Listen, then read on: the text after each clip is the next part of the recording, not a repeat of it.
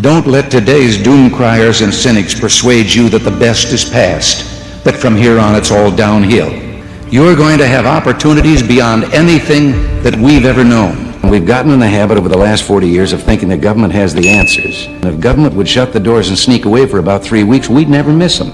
There was a senator the other day listing all these crazy research programs and how much they were costing, and wound up his speech by introducing his own. He wants a study and a research of transcendental meditation. A study in which this was called the demography of happiness. And in this study, the government found out that young people are happier than old people.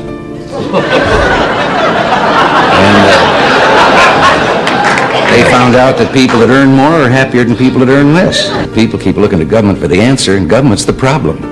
If they would just take a little inventory and look around, there's very little that government can do as efficiently and as economically as the people can do themselves. William Faulkner, at a Nobel Prize ceremony some time back, said, "Man would not only endure, he will prevail against the modern world because he will return to the old verities and the truths of the heart." And let me tell you one other thing I know for sure.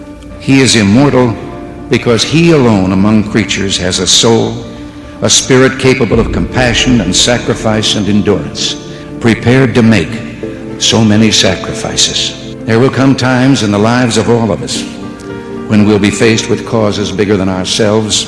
Winston Churchill, during the darkest period of the Battle of Britain in World War II, said, "When great causes are on the move in the world, we learn we're spirit, not animal, and that something is going on in space and time and beyond space and time, which, whether we like it or not, spells duty." This nation was born when a band of men, the Founding Fathers, a group so unique we've never seen their like since, rose to such selfless heights. 56 men achieved security and standing in life, but valued freedom more. They pledged their lives, their fortunes, and their sacred honor. They gave us more than a nation.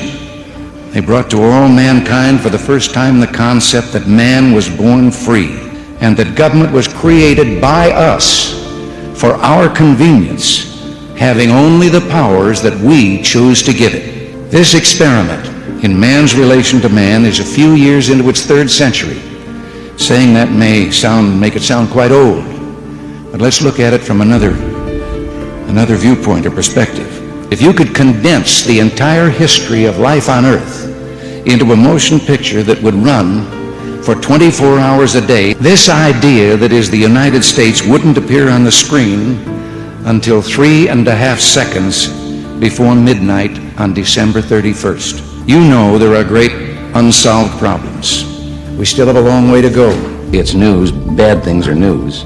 We keep hearing the bad things. We hear the accusations, and we're kind of used to accepting the accusation as proof of guilt.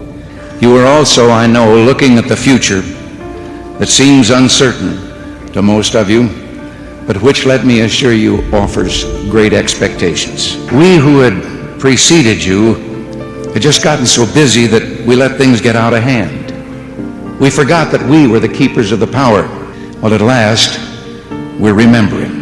For too long, government has been fixing things that aren't broken and inventing miracle cures for unknown diseases. We took a giant step backward, spending like there was no tomorrow, opening the floodgates of printing press money. The bottom line was an unacceptable decline in the real wages, earnings, and buying power of the working families and senior citizens of America.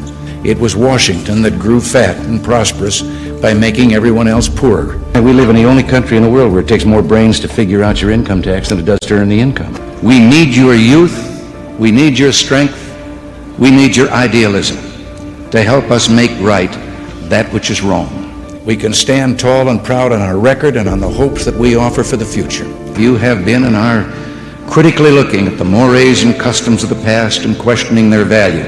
I know that you've been lectured at and spoken to, and a lot of things are going on. Don't discard the time-tested values upon which civilization was built simply because they're old.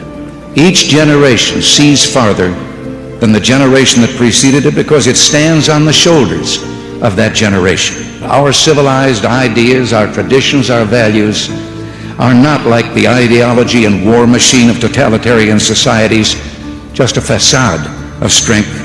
Our intellectual and spiritual values are rooted in the source of all strength, a belief in a supreme being and a law higher than our own. We concede no losses and we take no victories for granted. Hard work, personal initiative, opportunity, love of family, neighborhood, patriotism, and belief in God.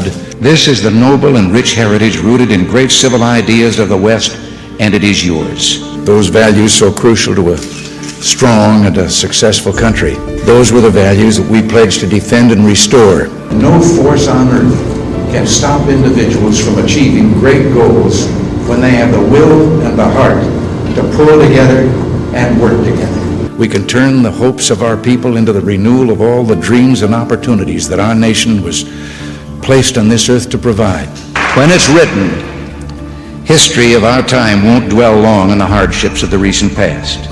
You're free to be whatever you want to be with no one and nothing stopping you. In a free society, you're free to invent yourself, to turn yourself into a great teacher, a race car driver, a minister, or a movie star, or a grower and seller of flowers. You could be anything. It's your invention, and there's nothing to stop you. We're going to build a future together that will enable every one of you to reach for the stars, and you'll know what it is to enter the workforce or go to college in a land of prosperity, pride, and hope. When I was a young man, you knew that if you dreamed big and worked hard, there was no limit to how far you could go. You can't drink yourself sober, you can't spend yourself rich, and you can't prime the pump without pumping the prime. We hear so much breastbeating about fairness and compassion, particularly from the other side of the aisle. That's still not enough, but we're headed in the right direction and we'll make progress. We believe the money people earn belongs to them, not to government. And it's about time they were allowed to keep a bigger share. There's mixed emotions when you step down. There's always things that you had left undone that you'd like to have done, but then all of a sudden the curtain's pulled and that chapter's over. And my hope today is that in the years to come, when it's your time to explain to another generation the meaning of the past and thereby hold out to them their promise of the future, that you'll recall the truths and traditions of which we've spoken. It is these truths and traditions that define our civilization, and now they're yours to protect and pass on. Now you and I can fight that battle for them. We must fight it, and we will. Enjoy your freedom, breathe it in, use it to create the most important and moving thing a man or woman can create, a decent and meaningful life. Congratulations and God bless you.